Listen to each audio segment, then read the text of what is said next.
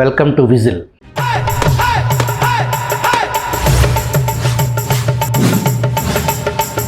అక్కడుంది 12 డబ్బాలు, 12 కోట్లు ఉండాలి కదా, మరి 11 కోట్లే ఉన్నాయని చెబుతున్నారేంటి?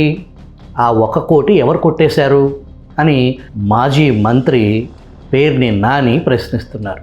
జగన్ రెడ్డిని చాలా దగ్గర నుంచి ఫాలో అయిన పేర్ని నాని జగన్ లెక్కల్లో పక్కాగా ఉంటారని, చాలా కఠినంగా కూడా ఉంటారని, లెక్కల్లో కోటి తేడా వస్తే ఆయన తట్టుకోలేరని, ఆ కోటి సంగతి తేలే వరకు ఆయనకు నిద్ర పట్టదని, మీ బిడ్డ అల్లాడిపోతాడమ్మా అని ప్రముఖ కవి పేర్ని నాని భావన కావచ్చు. ఆ కోటి సంగతి తర్వాత చూద్దాం కానీ గోడౌన్లో మాయమైన పేదల బియ్యం సంగతి ఏంటని పలువురు ప్రశ్నిస్తున్నారు.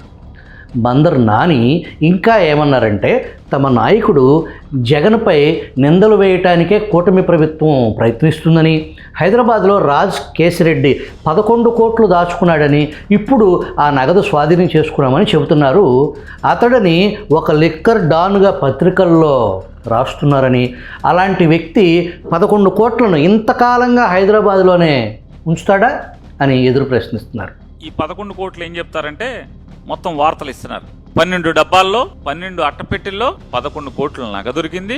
ఆ నగదు 2004 జూన్లో దాచుకున్నాడంట రాజకేశిరెడ్డి. 2004 జూన్లో అట్టపెట్టెలో పెట్టి దాచుకున్నాడంట. 12 అట్టపెట్టెల్లో 11 కోట్లు అక్కడ దాచుకున్నాడంట. ఇప్పుడు వీళ్ళు వెళ్ళి పట్టుకున్నారంట. రాజకేశిరెడ్డిని అరెస్ట్ చేసి అన్నాళ్ళేంది 100 రోజులు అయిపోయినట్టుంది. మరి అంత ముదురు ఈ 11 కోట్లు మీకోసం అక్కడే ఉంచాడా ఇప్పుడు దాకా? లిక్కర్ స్కామ్పై రాబోయే ఎలక్షన్ వరకు షార్ట్ షీట్ వేయరని, ఈ కేసులో జగన్ పేరు చెప్పాలని వాసుదేవరెడ్డిని పోలీసులు హింసిస్తున్నారని కోర్టులో కేసు వేస్తే వాసుదేవరెడ్డిని విడిచిపెట్టారంట. విజయసాయిరెడ్డి కూటమి ప్రభుత్వానికి అనుకూలంగా మారటంతో సాయిరెడ్డిని వదిలేశారంట. అసలు చంద్రబాబు హయాంలో లక్షల కోట్ల అవినీతి జరిగిందని బందరు పులిరాజు తీర్పు చెప్పేశారు. ఇక ఈరోజు సాక్షి పత్రిక కనీస వెరపు లేకుండా అశుద్ధం వాంతులు చేసుకుంది. ఊర్లలో ఒక సామెత ఉంది, ఇడిసేసింది వీధికి పెద్దని. లాడ్జికి ఎందుకు వెళ్ళేవే అంటే లంగా బొందు టైట్ చేసుకోవటానికి అందంట. అదే సాక్షి పత్రిక అని శీలం శేషురెడ్డి అనే తెలుగుదేశం కార్యకర్త సోషల్ మీడియాలో పెట్టిన పోస్టు వైరల్ అయింది. లంగా బొందులు గోల మనకెందుకులే కానీ అసలు సాక్షి ఏముందో చూద్దాం. నోట్ల కట్టల మాటున బాబు మహాకుట్ర ఉందంట. ఏ స్థాయికైనా దిగజారుతామనేలా దర్యాప్తు సంస్థ బరితెగిస్తుందంట. 11 కోట్లు జప్తు పేరుతో టీడీపీ కార్యాలయం డైరెక్షన్లో డ్రామా నడుస్తుందని, మద్యం స్కామ్ అనకుండా మద్యం అక్రమ కేసులో అని ఆ న్యాయస్థానాన్ని తప్పుదో పట్టించే కుతంత్రం అని సాక్షి తీర్పు చెప్పేసింది. నిందితుల బెయిల్ మంజూరును అడ్డుకునేందుకే కొత్త నాటకానికి తెరతీశారంట. విజయేందర్ రెడ్డి వీరికి అనుకూలంగా మారగానే వారింట్లో నగదు లభ్యమైంది. వాళ్ళకి ఆ మనిషి అనుకూలంగా మారగానే డబ్బు దొరకటం ఏంటి అని సాక్షియే ప్రశ్నిస్తుంది. అసలు ఎవరి విజయేందర్ రెడ్డి?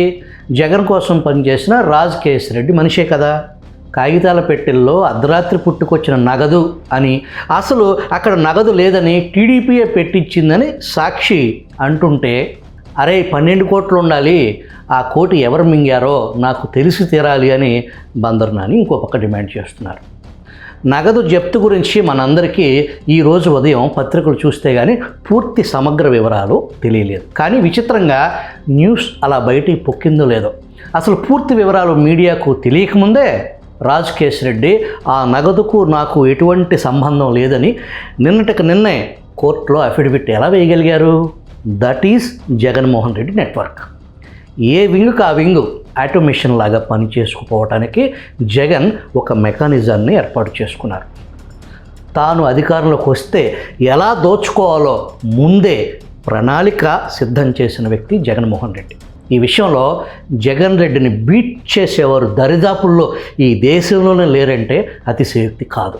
తాను పుట్టి పెరిగిన వాతావరణం, తన కులం, తన మతం లింకును నాడు తండ్రి వైఎస్ సోనియా గాంధీ దగ్గర వాడిన విధానం, జగన్ తన లక్ష్యాన్ని చేరుకోవటానికి వేసిన ప్రతి అడుగు పరిణతి చెందిన మాస్టర్ మైండ్ దిశలోనే సాగుతుంది. ఏకకాలంలో ఇటు బీజేపీ పెద్దలు అటు కాంగ్రెస్ అగ్రనాయకులతో సంబంధాలు నెరపటం జగన్ టాలెంట్ను మనం ఒప్పుకు తీరాల్సిందే. తాను పోగేసిన అపరిమిత ధనరాశులతో ఎలా వ్యవస్థలను వాడుకోవచ్చో జగన్కు తెలిసినంతగా మరెవరికీ తెలియదు. తన కోసం పనిచేసే టీంను నెట్వర్క్ జగన్ బలంగా ఏర్పాటు చేసుకున్నారు.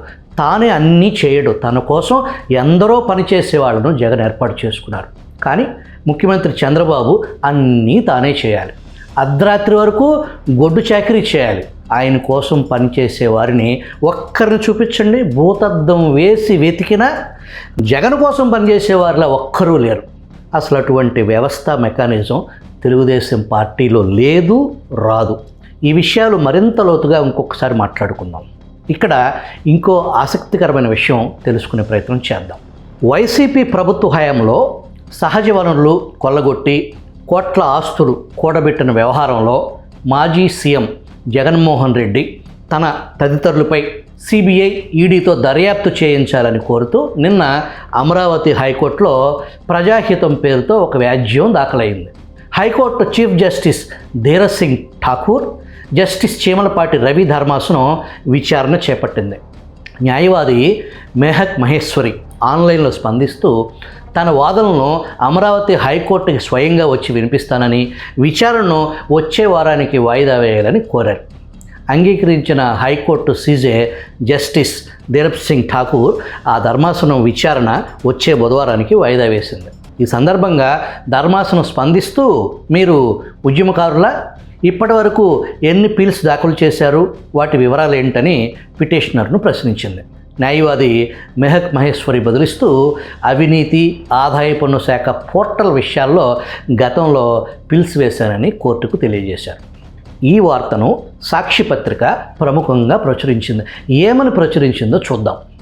వైఎస్ జగన్ లక్ష్యంగా ఢిల్లీకి చెందిన న్యాయవాది దాఖలు చేసిన పిల్ వెనుక చంద్రబాబు హస్తం ఉందని న్యాయవర్గాల్లో బలంగా వినిపిస్తుంది. ఈ పిల్ దాఖలు చేయించడం ద్వారా చంద్రబాబు సరికొత్త కుట్రకు తెరలేపారు. జగన్ ప్రభుత్వంలో ఎలాంటి అక్రమాలు జరగకపోయినా జరిగినట్లు అబద్ధాలు అచ్చేసి వదిలిన శ్వేతపత్రాలను ఆధారంగా చేసుకుని ఈ పిల్ దాఖలు చేయించారు. జగన్పై చేసిన ఆరోపణలకు ఎలాంటి ఆధారాలు లేకపోవడంతో శ్వేతపత్రాలే చంద్రబాబుకు దిక్కయ్యాయి. వాటినే ముందు పెట్టి అందులో పేర్కొన్న వాస్తవాలుగా పరిగణలోకి తీసుకోవాలని హైకోర్టును కోరుతూ పిల్ దాఖలు చేయటం గమనార్హం. వాస్తవానికి చంద్రబాబుపై పలు కుంభకోణాలకు సంబంధించిన కేసులు పెండింగ్లో ఉన్నాయి. తనపై చాలా కేసులున్న చంద్రబాబు ఇప్పుడు వైఎస్ జగన్ లక్ష్యంగా కుట్రపూరితంగా న్యాయస్థానాల్లో తప్పుడు వ్యాజ్యాలు దాఖలు చేయిస్తుండటం పలువురిని విస్తుగొలుపుతుంది అని సాక్షి ప్రచురించింది. అసలు ఎవరి ఢిల్లీ లాయర్ మెహక్ మహేశ్వరి అని లోతుగా విజిల్ చేసింది. విస్తుపోయే నిజం బయటపడింది. ఈ ఢిల్లీ వకీలు ఎవరో కాదు, న్యాయానికి ధర్మానికి అండగా నిలుస్తాను, జయలలితను జైలుకు పంపించింది నేనే, నేషనల్ హెరాల్డ్ కేసులో సోనియా గాంధీని త్వరలో జైలుకు పంపిస్తాను అని శపథం చేసిన వకీలు, తిరుమల కల్తీ లడ్డు కేసులో నిందితుల తరపున ప్రత్యేక విమానం వేసుకుని ఎగేసుకుని ఢిల్లీ వెళ్ళిన వకీలు, గతంలో తిరుపతి డిప్యూటీ మేయర్ ఎన్నికల హింసపై సిబిఐ విచారణ కోరిన ధీరుడు, చంద్రబాబుపై అనవసరంగా నోరు పారేసుకునే వకీలు, తిరుమల గోశాల ఘటనపై అతిగా స్పందించిన అతివాది, జగన్ పాలనలో తిరుమల క్షేత్రం అద్భుతంగా వెలిగిపోతుంటే చంద్రబాబు తిరుమల తిరుపతి ప్రతిష్టను దిగజారుస్తున్నారు లాంటి లేఖి మాటల వకీలు మరెవరో కాదు, జగన్ రెడ్డి ప్రేమికుడు, బీజేపీ నాయకుడు, హిందుత్వ, దేశభక్తి, దేశ భద్రతపై పేటెంట్ రైట్స్ నాకు మాత్రమే అని చెప్పుకునే అరవ మనిషి సుబ్రహ్మణ్య స్వామి సొంత మనిషి ఈ ఢిల్లీ వకీలు మెహక్ మహేశ్వరి కావటం విశేషం. ఇదేంటి అని షాక్ అయ్యారా? మనం ముందే చెప్పుకున్నాం కదా, జగన్ ఈజ్ మాస్టర్ మైండ్. ఆయన కోసం పనిచేయటానికి తహతహలాడేవాళ్ళు అసంఖ్యాకంగా ఉన్నారని, అందులో ముందు వరుసలో సుబ్రహ్మణ్య స్వామి ఉంటారని మీకు తెలుసు కదా. జగన్ ఆప్తుడు, జగన్ భక్తుడైన సుబ్రహ్మణ్య స్వామి తన శిష్యుడితో జగన్కు వ్యతిరేకంగా పిల్లు ఎందుకు వేయించారంటారా? ఆ పిల్లు ఉద్దేశం ఏంటి? గత 5 ఏళ్ల జగన్ పాలనలో జరిగిన అన్ని వ్యవహారాలపై సిబిఐ ఈడీ ద్వారా విచారించేలా ఉత్తర్వులు ఇవ్వండి అని కదా కోరింది. అదే జరిగితే AP police, AP CID, SIT, ఏసీబీని కట్టడి చేసి సిబిఐ ఈడీ రంగంలోకి దిగితే ఏమవుతుంది? 14 ఏళ్ల క్రితం సిబిఐ ఈడీ జగన్పై నమోదు చేసిన అక్రమాస్తుల కేసులు, వైఎస్ వివేక దారుణ హత్య కేసు ఏమయ్యాయి? That is evil intent mind J gang.